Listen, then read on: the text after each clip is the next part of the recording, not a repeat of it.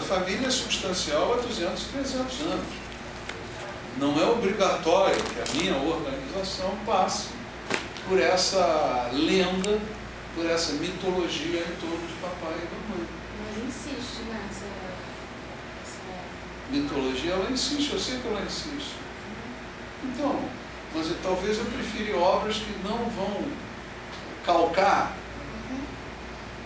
essa ideia como uma ideia válida. Mas você acha que na Luísa tem essa ideia? Não, ela diz, eu não acho. Ela diz. Não, porque o que eu li, que eu ouvi dela, é que ela diz que a mãe era uma tecelã e que ela também era uma tecelã. Que a partir da tecelagem, a família fazia restauração de peças, né? É que ela começa a desenvolver, ela se achava uma péssima tecelã e aí ela começa a desenvolver a escultura. Precisa ser tão grande assim? Pra ser tecelã. Pô, mas pra mim ela se inspira naquela aranha do Dali. Tem um desenho de uma aranha, quando eu vi a expressão do Dali, é idêntica, ela faz um tamanho grande, né? Tem uma referência. Sim, mas o Dali sim, então ela se inspirou no debochado. O que é aquilo? Pô, eu acho que a escultura é belíssima. Então, isso é pouco, né? Tá bom. É pouco. Me impressiona, eu lembro que eu pouco, fico. Até porque aí é uma questão de material, né? De técnica e de material. Isso acaba muito, essa mãe, esse acabamento. Tem várias, né? Mas ela tem outras coisas, o arco da histeria dela é maravilhoso, aquela instalação que ela faz com aquelas troncos que ela esculpe, né? Eu gosto. Me impressiona o trabalho. Eu acho que como artista plástica ela é excelente. Agora, em relação à psicanálise, é um desserviço. Essa é a minha opinião, só isso. Principalmente apareceu aí um congresso que até interessado, mostrei os artistas plásticos também, levei lá no Parque Lage, mostrei pra gente, tá correndo, todo mundo dá notícia. No do Aval, tem o Paulo Recanhoff falando sobre a Luísa, até me interessaria essa questão contemporânea, mas é muito blá blá, entendeu? Acho que o povo também disseram blá blá demais, vamos fazer alguma coisa, está se falando muito. Bom, tudo bem, mas podia ser interessante, pode até acontecer coisa interessante. Mas a própria Luísa, ela é um desserviço para a psicanálise. Porque essa psicanálise é a psicanálise cobrada pela gente que está na rua. A gente que não frequenta só os grupos psicanalistas, a gente que vai lá fora e que as pessoas sabem, você é quem? Ah, você é psicanalista. Vai interpretar e o passado volta. E aliás, então, para começar hoje, né? Já que a gente vai começar aqui, não, eu queria colocar uma coisa. Qual foi mesmo a palavra que você falou, quando você até comentou? A Maria Helena, foi por tradução. Da palavra tradição, né? Aconteceu hoje comigo, quando eu estava atendendo a minha paciente, de manhã bem cedo, e eu vinha da conversa dela. E de repente, depois quando ela saiu, aquilo me ficou na cabeça. Com uma coisa que eu tinha ouvido também de um garoto, né, em outra ocasião, há pouco tempo, de um menino jovem. E aí eu comecei a perceber que nos últimos tempos as referências faladas em geral, que eu estou falando de uma fala consistente, uma fala de trabalho, né, são voltadas ao atual, ao que está acontecendo ao entorno da pessoa. E que raramente ela volta para uma coisa do passado. E um garoto que fez o seguinte comentário: o passado não existe. Eu tenho um presente e um futuro pela frente. E esse presente, então, essas relações do presente dele são extremamente fortes. E ali todas as condições, eu estava olhando, ouvindo hoje, todas as condições de trabalho me estão oferecidas no presente dela. A vida, ela não se justifica pela vida pregressa dela. Ela tem uma angústia colocada aqui, minha mãe fez isso, meu pai, porque há anos e anos que eu ouvi de mim isso também, dos outros, né? De quem passou por mim foi esse, minha mãe, meu pai, minha aranha, meu não sei quem, meu elefante, ou seja o papai e a mamãe da criancinha, por exemplo. A criancinha tem, né, aqueles joguinhos da criança, então atribui papai e mamãe os bichinhos, ou que seja, na casinha dela, etc. Mas entendi, papai e mamãe muito calcado, né? E que papai, aí depois vai dizer que quando o nome do papai caiu, a sociedade inteira virou psicótica, etc. Sempre os lugares de papai e mamãe dessa maneira. Eu pergunto o que opera papai e mamãe hoje em dia, se não há uma modificação, né? Também nas falas dos pacientes. Talvez não. Acho que é uma característica hoje, né? O pessoal não está muito mais no desenho vivencial de presente, o efêmero, instantâneo. É uma característica hoje isso? O quê? De você ser fixado muito mais no presente mesmo? É. Mas isso é do mundo, né? É, do mundo. Mas o consultório vem do mundo. O consultório é fala do mundo. Eu não posso voltar para Luiz Bourgeois, lá no seu 1950 da vida, o seu divã.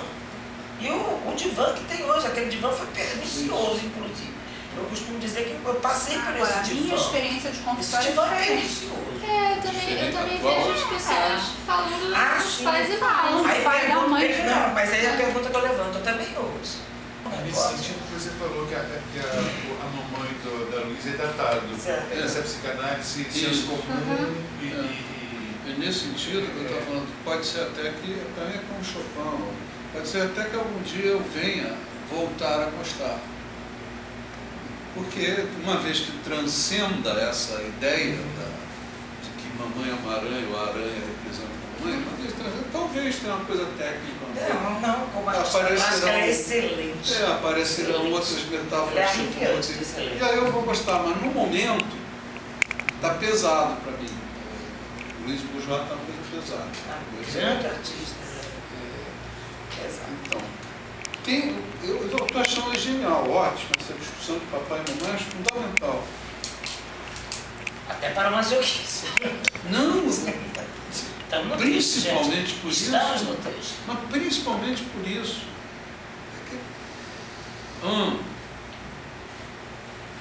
Outra vez, porque como eu acabei de ler o Account, ele fica a história do autor.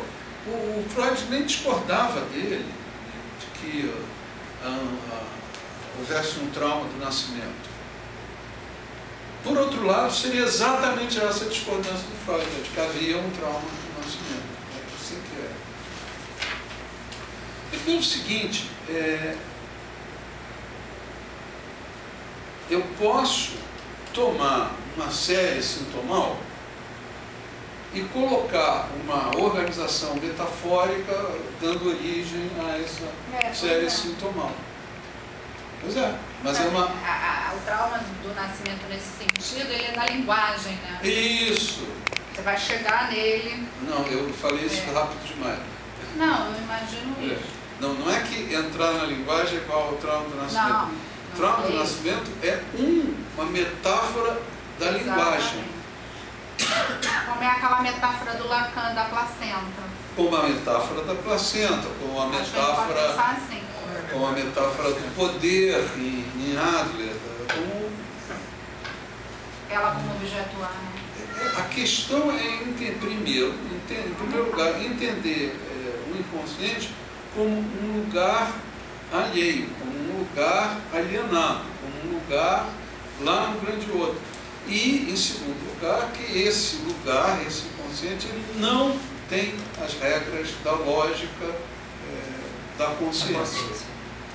Então, ele não conhece contradições. Então, não é só o inconsciente como locus que não conhece contradição. A falta de contradição conceitual é necessária para eu me aproximar. Então, estão me acompanhando? A mãe que me quer, como é que eu vou dizer, dentro dela, que é mentira, sou eu que me quero, quem me quereria dentro dela. E o pai que me quer fora dela, que é mentira também, porque sou eu que quero que haja alguém me desejando, são metáforas e não as verdades da teoria. Esse é que é o... E Fala. Não, eu estou ainda preso numa frase que você falou aí, a respeito da mãe e do pai, o nome do pai, você não falou o nome do pai, mas que isso tem a ver com a ideologia da família. Isso. Então, e é isso que está... Todas essas construções que a gente faz estão juntas a uma ideologia, evidente. Ou não? Não obrigatoriamente. Olha só. Eu fico até que ponto... Olha só. Os sintomas pós-modernos, para não falar modernos, os sintomas pós-modernos derivam-se da queda do pai. Tá bom, ideologia. Né? Se eu digo que o pai sempre foi decadente, eu não estou fazendo ideologia. Essa aqui é a diferença.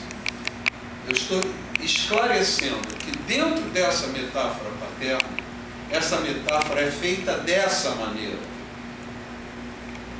Mas a operação que você está chegando. Isso. A operação eu estou descrevendo. Decair o objeto para poder. Eu estou descrevendo a velhíssima operação, que vem desde o Velho Testamento, de que alguma coisa se perde para que eu, ego, exista. Ou como objeto definitivo de perda, chamado mãe, ou como um objeto impermanente queda, chamado pai. Chamado mãe, chamado pai, numa ideologia de família. Claro. Fora da ideologia de família, eu vou ter as mesmas operações, os mesmos processos, eu não preciso desses nomes. O problema, e aí está no masoquismo de Freud, o problema é que esses elementos, pai e mãe, que são imagos, portanto, são marcas no inconsciente, organizados pelo complexo ético. Eu estou aqui no Freud do masoquismo, não estou em outro lugar não, tá bom? O problema é que a esses imagos vão corresponder na realidade, quando esses imagos já não funcionam mais como imagos, vão corresponder na realidade uma realidade objetiva, chamada papai e mamãe da família. E como essa realidade objetiva, ela também vai marcar a organização, no caso superegóica, mas, portanto, da ordem do inconsciente, eles também vão marcar a minha organização ambígua, portanto, contraditória, portanto, vai girar o tempo inteiro em torno do que já está organizado na não contradição do inconsciente e o que continua organizado na realidade em termos da contradição necessária. Sim? Contradição, um é pai, o outro é mãe. Há contradição. Uma coisa é boa, uma coisa é má. Estou lá? Não. Na minha realidade, de 300 anos para cá, o papai e a mamãe da realidade contam, em resumo. Não quer dizer que, porém... São conceitos que são veiculados pelo... Não, são realidades com as quais eu tenho que me haver. Eles são realidades. Oi. Mas qual é o problema? Mas eles são vistos pelo primeiro mas a realidade é psíquica, senão não interessa. Não, eles são a realidade aqui. Não pode isso. Agora eu estou indo pelo outro lado. E também não pode fugir da realidade que vocês vivem. Eu estou falando aquilo que você falou antes. O paciente vai falar papai e mamãe. Mas por que ele vai falar de papai e mamãe? Porque ele convive com essa, ou conviveu. Que são importantes na nossa organização social. O que não pode é tornar a psicanálise caudatária dessa organização e trazer essas ideias de papai e mamãe para o centro da teoria. Como se papai e mamãe fossem centrais na teoria psicanalítica. Eles são centrais, sim, na nossa organização social. Então, sim, virão falar de papai e mamãe. Porém, vai ter que ter ouvido também para perceber se eles estão falando de papai e mamãe para dar um presentinho para mim. Já que essa metáfora de papai e mamãe, posta na realidade através da teoria psicanalítica, se tornou absolutamente convincente para manter a ideologia de papai e mamãe. Eu acho que uma das coisas. Tá claro? Tá bom, mas quando... Vamos lá. Larissa. Vamos? Se a gente pensar, por exemplo, no momento que está ouvindo, no momento da escuta, que é o momento crucial da escuta ali, eu não sei, outro dia também me veio para o pensamento, o conteúdo latente manifesto. Eu estou sempre diante de um sonho e tem um conteúdo latente manifesto. Está falando papai, mamãe, do marido, não sei o que, do cachorro, do papagaio, é o conteúdo manifesto. Mas o que é o conteúdo latente? Só que diferente de pensar como o tempo dos psicanalistas da Louise Bourgeois, quando tem uma outra historinha lá, tem historinha coisa nenhuma, tem operações. Então em cada fala, o que é latente é uma operação. Tem uma fala recheada, aí pode ser papai e mamãe, é das marcas sociais. Aí sim a marca social, né, aparece, é papai e mamãe, o cachorro periquito, a professora, não sei quem, aparece uma série de Eu acho que em cada fala tem uma demanda do paciente ali com aquela fala para o analista, né? E aí sim, eu acho que você tem que ouvir alguma outra coisa. E tem uma operação acontecendo ali, porque a operação vai te indicar também a posição dele e a tua, não? Mas pegando por essa coisa do central que você estava falando, mas você não acha que quando o Lacan tira do Freud, né, quando ele pensa o nome do pai, ou quando ele pensa o desejo da mãe, ele está tentando, embora ele use pai e use mãe, ele está tentando fugir dessa... mas mesmo mantendo pai e mãe. Né? Porque lá, por exemplo, na fórmula... Deseja do grande outro. Mas lá na fórmula da metáfora paterna, ele mantém, é bem no início. A metáfora paterna, sim. O desejo da mãe. O desejo da mãe e o nome do pai. Tem os dois ali na fórmula. Sim. Né? Sim. E dependendo de como você lê isso, eu acho que ele aponta para duas estruturas. Exatamente, para duas estruturas. Você chama de contraditórias, e está apontando para isso, né? Que naquele jogo ali é que alguma outra coisa pode vir a acontecer. Isso, que coexistem Se na contradição. Elas necessariamente são contraditórias. Então, você teria que ter duas operações básicas, que são a partir dessas operações que a noção papai e mamãe, independente da organização social, se tornam válidas. Em que papai e mamãe representam a diferença sexual. Representam e apresentam. O Fostelo e o Dastelo. Não tá legal? Aí sim, aí é papai e mamãe que tanto me faz. Se eles se exercem mesmo na minha realidade como tais, como a minha sociedade os pensa, né? Ou se são apenas operadores. E aí não precisa, esses operadores não precisam ser exatamente. A gente não está caindo no ciência e verdade? Porque estamos. Porque tudo isso, amanhã vai ser o grande outro, vai ser Júpiter com Plutão, que nasceu, pensou em Júpiter e... Amanhã não. Depois de amanhã. Demorar um pouquinho. Eu só não entendi a contradição. Não entendeu? Papai e mamãe, nessas duas funções, há uma contradição? São. Sim. Sim. São funções contraditórias. A ideia o tempo inteiro é de aproximação e afastamento, aproximação e afastamento. A mamãe acolhe. E essa papai afasta.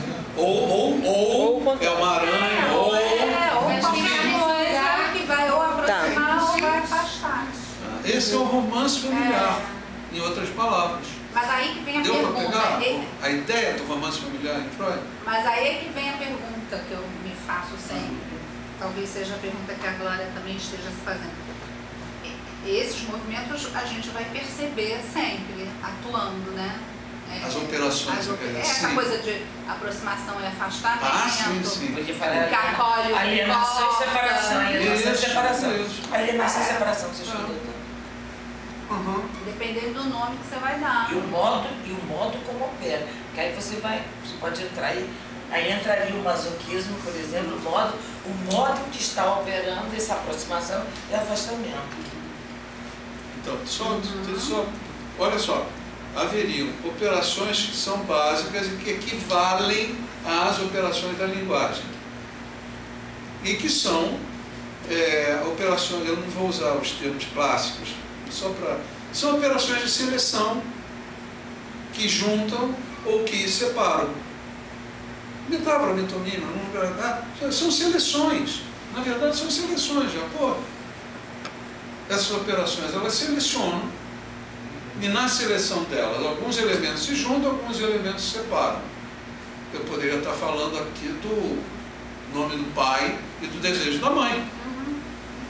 Ou da metáfora, da metonia, etc, etc. Eu estou tentando falar de uma outra maneira para deixar claro. Olha, essas operações, elas têm alguns objetivos, elas são basicamente operações da linguagem, mas que a gente não precisa ficar restrito à descrição linguística dessas operações. A gente pode fazer como Freud e ir para uma formação do inconsciente como sonho e descrever essas operações de uma outra maneira, não só em termos da linguagem, mas em termos dos elementos de uma organização psíquica. Bom, essas seriam algumas as operações básicas.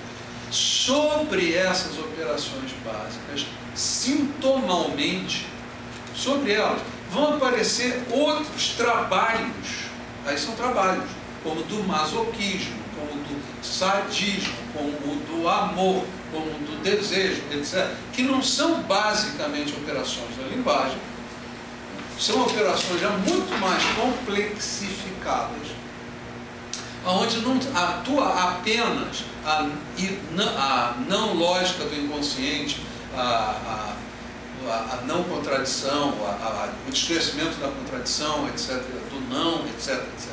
Não é só. Aí começa a aparecer já a lógica significante. Ok? Há uma lógica, não é a lógica da matemática, não é a lógica do dia a dia, mas é uma lógica significante, aonde a gente começa então a observar as repetições. A lógica significante estaria tanto essa estrutura da linguagem, com as operações da linguagem e seus recheios, seria o seu colorido, né? Que a sadismo, amor, né? Como se fossem os movimentos dela. Isso.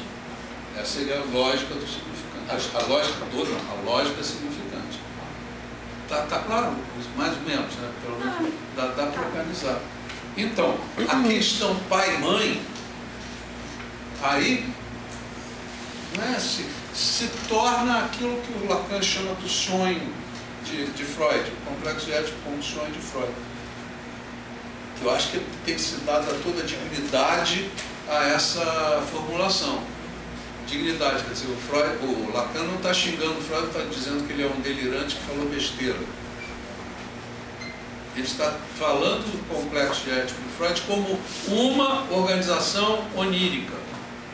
Organização onírica é coisa séria, não é idiotice, não é burrice. É uma organização onírica no sentido de que é uma organização sobre uma mitologia. Vocês sabem, mitologia é uma organização de pensamentos que não estariam juntos se não houvesse um mito. O mito é que dá um jeito desses pensamentos se encontrarem e formarem um conjunto, um complexo.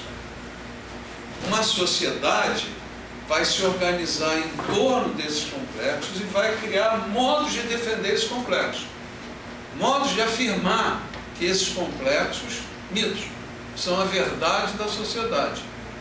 Aí tudo bem? A gente vai aprender, tanto em Marx quanto em Freud, que todos esses complexos, eles são baseados no recalque e na vergonha, que alguma coisa vai reaparecer, não no mito, na organização que a sociedade faz para defender o mito, para mantê-lo como ali onde ela cria essas defesas para o mito, ali vão aparecer traços do que foi recalcado para o mito poder existir. Pronto, é tão simples, esse é o ego. O ego é o resultado dessa bagunça toda. Tem lá uma série de mitos que me suportam, mito neurótico, Mito individual neurótico. Mito individual neurótico, ou em Freud, o mito... esqueci, tem também... Não, tem uma outra... no Freud tem uma outra formulação, mas enfim, é o mito individual neurótico junto com todas essas formulações que eu vou ter que fazer para manter esse meu mito, junto com o que fracassa dessas defesas. Então, mas o mito individual já são as formulações. O mito individual é o mito. Eu sou esse mito, mais as defesas que eu monto para defender o mito, mais os fracassos das defesas. Então o ego é pura ideologia. O ego é ideologia, o ego é um excesso. É a organização dessa bagunça. Não entendi. É a organização dessa bagunça. É tentativa.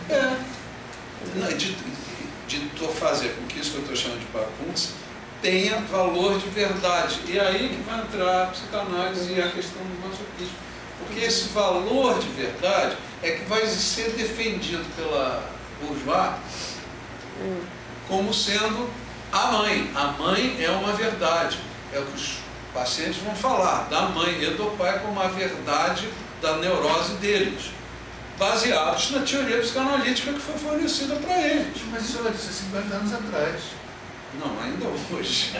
Mas está surgindo uma nova fala, eu pergunto assim, que diz assim, foi, mas não adianta mais eu pensar nela. E está acontecendo agora, não sei o que tem para lá, deixa eu correr para resolver esse problema que está acontecendo agora. Então isso é um dado interessante nas escutas. Põe as orelhas na escuta, porque eu estava lá me queixando desse marido como firewall, eu digo, peraí, é uma nova fala que está vindo ali. Eu quero, hoje, me interessa, eu estou com pressa. A gente tem que escapar do cinismo que está regendo essa nova fala. Mas eles estão no mundo fazer o quê, né? Mas o cinismo, aonde está o cinismo nessa fala? Não, agora, política. Política. Tem muita gente que pode concordar com o que eu estou falando na ligeira. Ótimo, então eu não preciso mais pensar em papai e mamãe, aí me sobra tempo para fazer meu negócio. Eu estou falando uma besteira. Cinicamente, então tá bom, melhor para mim. Mas você tem que ficar atento sempre, porque você também tem que ficar atento porque pode estar usando o papai e mamãe porque é para ser usado, porque está... Quem faz análise tem que falar de papai e mamãe, então eu vou lá falar. Mas então, você tem que ficar atento sempre. Então, generalizando, você tem que ficar atenta a qualquer verdade, a essência da verdade, colocada no lugar da verdade. Que foi por isso que Freud brigava com os discípulos deles. Porque eles colocavam alguma operação do segundo tipo, colocavam no centro, como se fosse a verdade. A verdade, ela existe, mas ela é a causa, ela não é a verdade da coisa. Tá? Ela funciona como causa do que está sendo organizado. Então ela não é mais universal. Deu para entender? Ela vai ser singular. Vocês vão encontrar a resistência a essa singularidade. Tanto por parte do analisante, como muitas vezes por parte do analista. Por parte do analista, em geral, quando escreve uma teoria.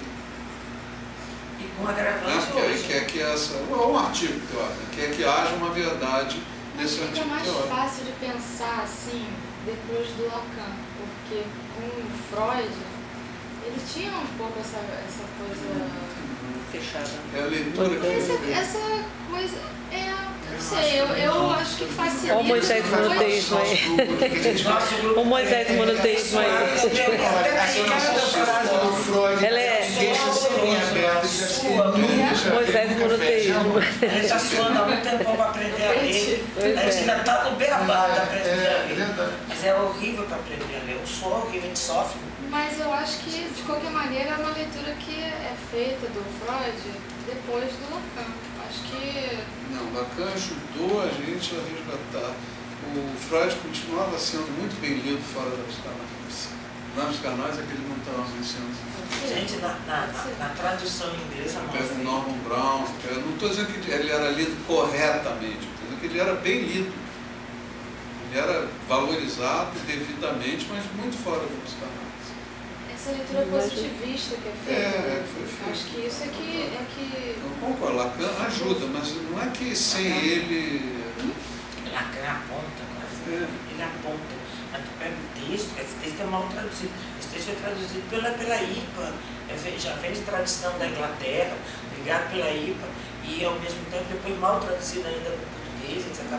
Tem frase aqui que você chega, é chocante quando você lê, porque a gente lê com preconceito, a gente já entra na leitura completamente retribuída para ler. Eu vou ler um Freud completamente biológico, orgânico. Claro que eu estou dizendo que ambos estão em torno desse masoquismo feminino. Então, o Freud tem razão, é muito mais fácil da gente descrever, encontrar, perceber um masoquismo feminino do que um masoquismo erógeno propriamente dito, ou até mesmo que o masoquismo moral, já que o masoquismo moral exige uma sofisticação. Esse masoquismo erógeno seria o quê? Porque aí agora eu já me confundi todo. Confunde pra caramba também. Ele é confuso. Por isso que eu voltei para ele. Eu tinha que pular de novo para fora. Só um instantinho. É o próprio prazer na dor. É o prazer na dor. Esse é o masoquismo erótico. Não é bem o...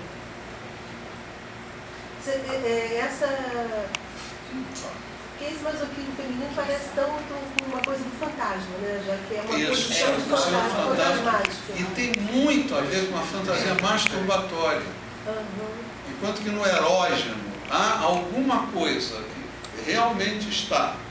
É no outro, alguma coisa do outro. Isso. Há uma ação do outro, supostamente. Do outro, pode ser do ambiente, não precisa ser de uma pessoa, né? Que me causa dor. E essa dor me dá prazer.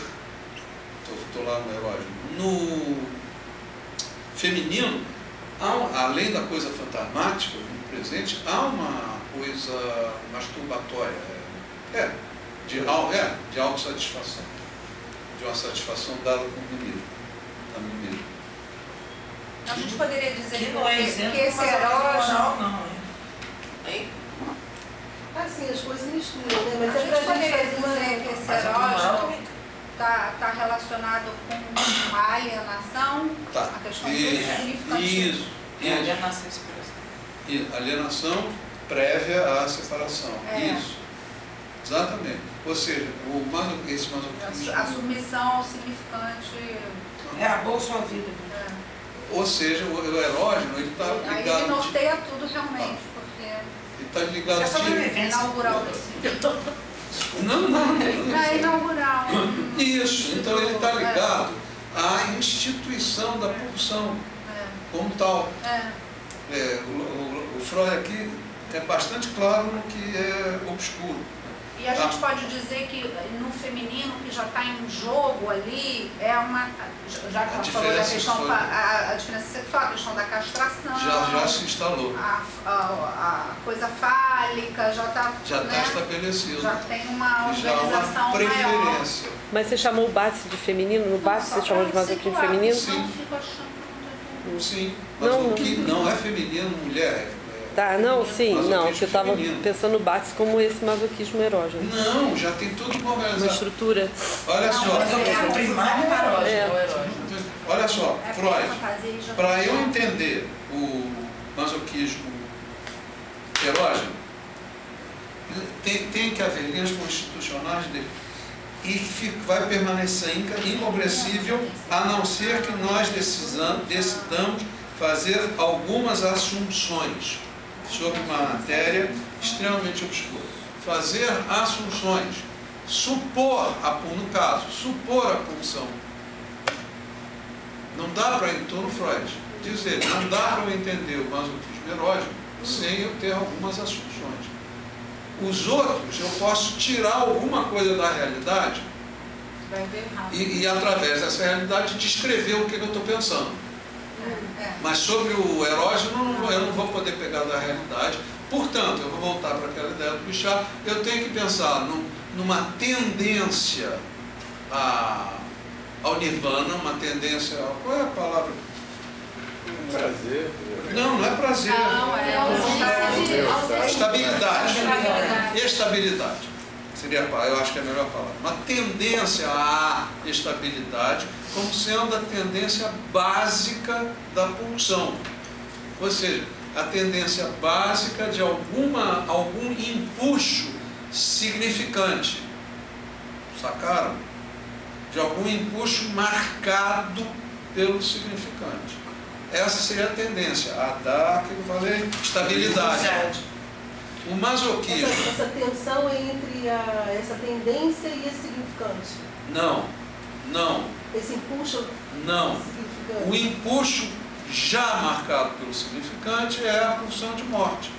Porque a pulsão já está marcada pelo significante, legal? Não tem tensão. É uma tendência para a estabilidade. O masoquismo erógeno são os obstáculos para o nirvana. Os obstáculos criados para impedir a estabilidade. O desfusionamento pulsional, portanto. O desfusionamento, para ter pulsão de vida tem que haver desfusão, né? Vai haver pulsão erógena, né? Tem que haver uma desfusão. Nessa desfusão, ou a essa desfusão, o Freud está chamando de masoquismo erógeno. Acho genial. Não, acho genial. Essa desfusão. Patético. Deu para acompanhar, mas ele já traz a noção do gozo aí? Aqui nesse texto não, mas no texto além do princípio do prazer, sim. E a noção de gozo, ela é escrita com todas as letras em Freud no xiste. No xiste. No texto. No xiste ele fala do gozo direto.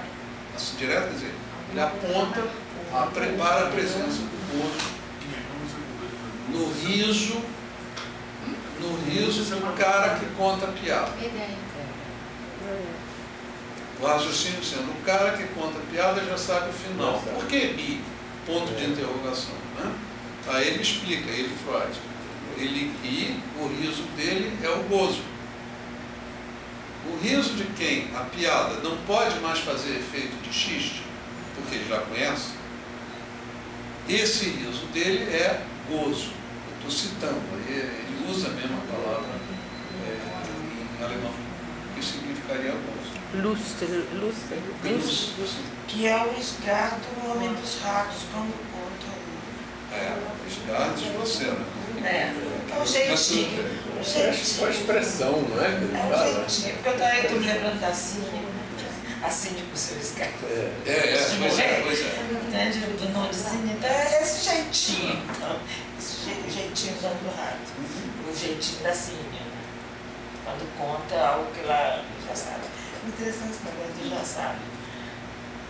Pois é, mas agora eu fiquei confusa de novo. Como que? Não, porque da outra vez eu tinha entendido o gozo como o resto, né? O resto da operação. Sim. Nesse caso, dá para pensar como o resto também? Isso que já não faz mais... já não está mais na direção do efeito. Já é uma sobra, né? A mais, ou um resto, tanto faz. Você pode chamar de a mais, deixa eu voltar ainda para o gozo feminino. Tudo que fizer obstáculo na direção da estabilidade, tudo que fizer obstáculo, então, tudo o que me afetar, eu passivo, algo do empuxo me afetando. Está confuso? O que eu dizer? Sintoma pós-moderno bem frequente, é isso que eu quero dizer, mas não é? É neguinho se enfiando a agulha para ter alguma sensação. Então, pensa aí na dor como fonte de prazer, ok?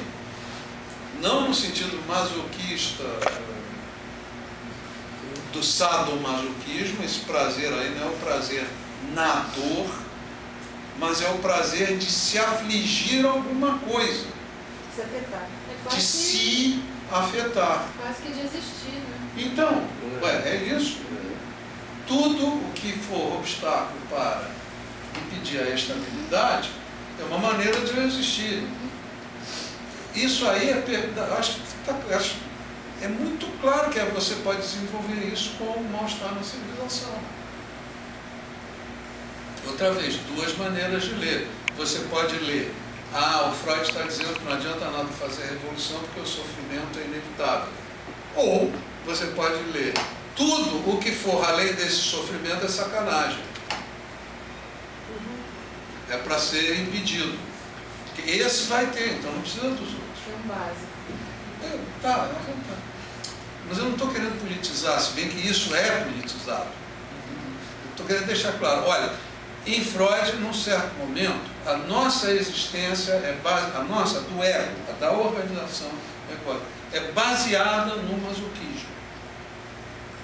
E masoquismo é para ser entendido em todos os seus sentidos, inclusive o da dor. Não é só como passividade, é a ideia da passividade como esse terceiro elemento da voz, entre voz ativa, voz neutra e voz passiva. O fato de inúmeras de inúmeras línguas terem evoluído, entre aspas, perdendo a voz neutra, né? A voz neutra está mantida, que eu saiba, no grego e no alemão. Eu posso estar enganado, quer dizer, talvez outras línguas tenham mantido, não sei, mas em geral não tem. Né? O neutro é substituído pelo ombro. Chove. Chove.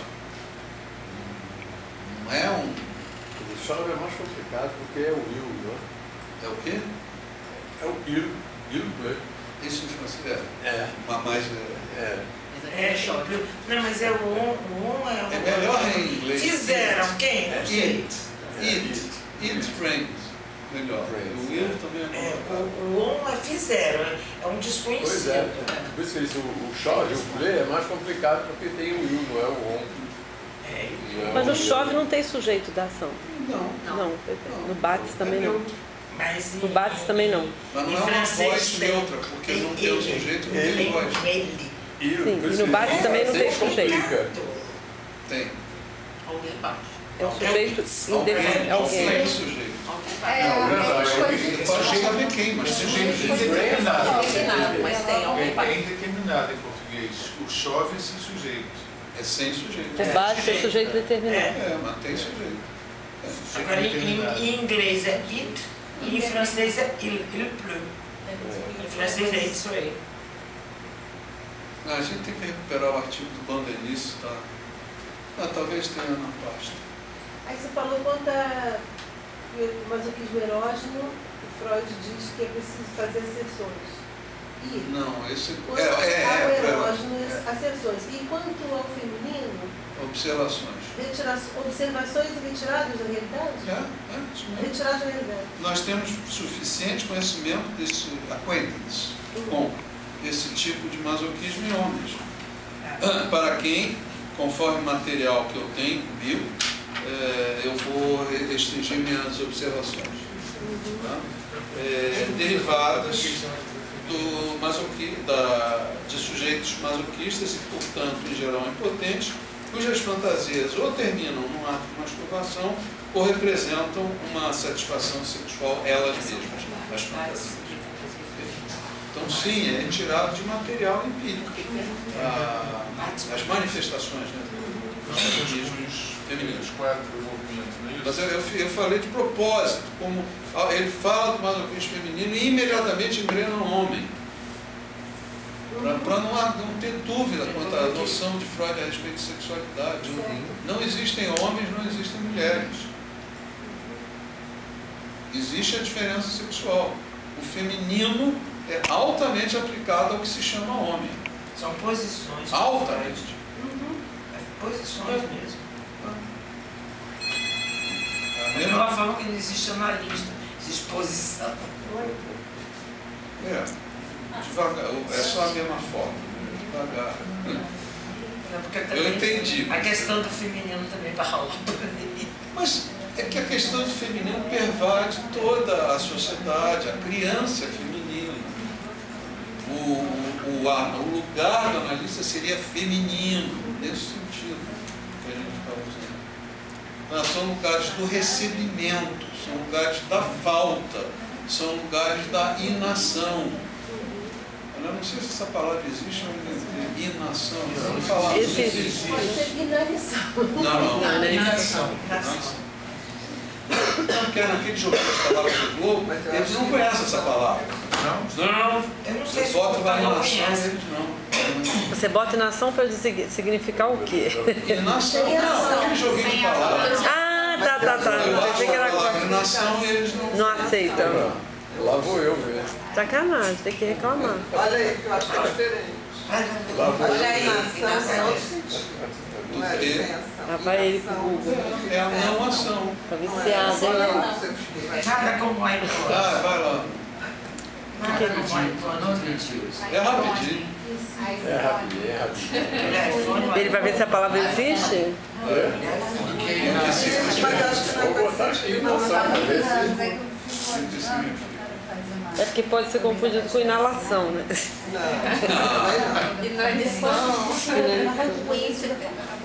Tá demorando. Acho que não vai ter esse uma Outro dia eu achei antinomia. O Adilson tá botando pra quebrar com esse iPhone dele, né? Falta de ação, Aí, tá inércia. vendo? Bravo. Calculação depois? Inércia. Inércia.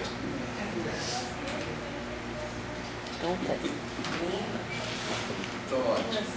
Também pode ser frouxidão de caráter. Então, vocês vão, daqui a pouco vocês vão encontrar mais. Isso é bem moral. Tudo mais constitucional para minha carta. O masoquismo moral é comer falta de caráter. É, manda lá. Frouxidão de caráter. Isso é uma. Mas tem uma diferença entre no masoquismo, no sadismo. Ação, agente e sujeito. É a mesma coisa como sujeito. É ação, é agente e objeto? Os dois. Já perguntou isso? É, eu tenho essa dúvida sempre. O par é agente e objeto? O par é sempre agente e objeto. Tá? Não corresponde a sujeito ou Não. objeto. Porque o sujeito pode ser o objeto. Isso, exatamente. Mas Pode ser é isso que o agente você fica no falou lugar uma do frase objeto, aqui né? que eu entendi o que você quis dizer, mas eu não quando você falou, bate uma criança, você botou o sujeito como criança. Na minha cabeça não. Ele botou sem sujeito. A criança existe. Então foi A uma criança está. outra Eu disse que o frase. sujeito, nessa parte, o sujeito dissolve-se. No processo, nas três fases, é o sujeito da ação que se dissolve. O agente, portanto. O agente da ação que se dissolve. Claro. Só a criança permanece, Então você falou que é o objeto da ação. Ah, E no que ela é objeto, ela se torna sujeito, não o assujeitado da ação. O agente foi diluído na. porque o agente é a o fórmula sujeito. a fórmula oh meu Deus, papai bate numa criança, papai bate em mim, bate numa criança. O papai bate em mim Não, é no meio. Não, é o último. Papai bate minha foi recalcar. É desconhecido, eu não sabia. Então, nessa evolução da frase, né, de papai bate uma criança para bate-se uma criança, é o agente da ação que foi dissolvido pela operação. Enquanto que a criança, enquanto objeto da ação, permanece. E no final da ação, ela é o sujeito da ação. E aí, dentro do que o Adilson está perguntando, sim, no par da perversão, há um agente do ato e há um objeto do ato. Mas, quanto ao sujeito, o sujeito pode ser o agente ou pode ser o objeto. E o agente pode ser o objeto, e não o sujeito, etc, etc. Okay? Agora, há um agente e há um objeto, sem dúvida. Agora, pegando lá no Canta Versat, do Lacan, no fantasma, o sujeito é o agente. Mas na organização fantasmática objetiva, o agente é vítima. É muito bacana. Mas aí é... Não é sujeito, o agente é vítima. Fala. Aí poderia fazer uma diferença para esse masoquismo moral e masoquismo... Por isso que eu estou falando? Não. Nesses tempos? Não, isso que eu estou falando do Canta Versat não vai dar nessa diferençação. Esse agente como... O agente como vítima, ele não se sabe vítima. Talvez ele não saiba agente. Não, agente ele se sabe. Eu estou no sabe, né? Ele se sabe agente da ação. Ele se quer agente da ação. Qualquer perverso se quer agente da ação. Isso sim. Meu obsessivo lá da história, ele se quer agente da ação, não tenha dúvida. Ok? Agora, a ideia é, na organização fantasmática, eu, perverso, eu sou isso, eu sou o agente da ação, acabou. Na prática fantasmática, o que vai acontecer é que eu, agente da ação, sou vítima. Ah, tá, entendi.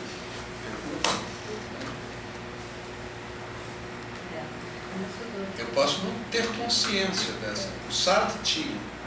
Porque aí vem uma angústia, né? Porque aí o cara que se quer agente da ação, ele pensa que... Porque o fantasma, na ação, quando eu vou agir, ele se desloca. Ele não fica no na mesmo ação lugar. perversa, a angústia está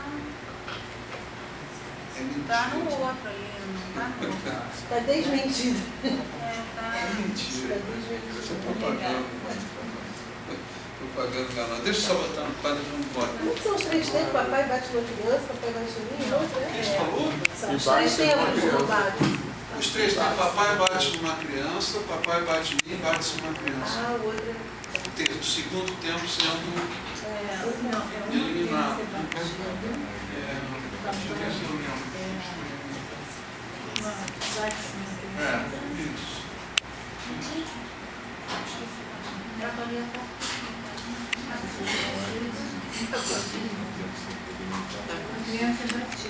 Isso. Fala. Primeiro, uma criança batida. Criança que está indeterminada. Segundo, papai está determinado. Segundo, papai está. Olha só. Isso é o L? Não, esse é o Sartre. Ah, o do Sartre. Já aponta para a criança que sumiu. Marília, olha só. Esse é o fantasma de Sartre. Ou seja, essa é a organização da fantasia, do fantasma. Na prática, ele vai ficar assim.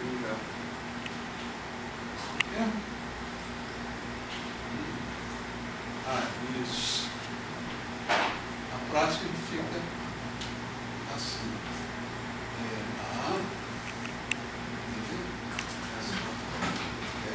O D passa para cá, né? E o fantasma está aqui. O D que estava na minha fantasia, ele está referido ao objeto causa. Na prática, o desejo fica referido ao sujeito barrado, que é o agente da ação perversa, da ação sádica. Entendeu? Nesse sentido, na feitura fantasmática, o agente é a vítima da ação. Bacaninha, né? Tudo bem, gente?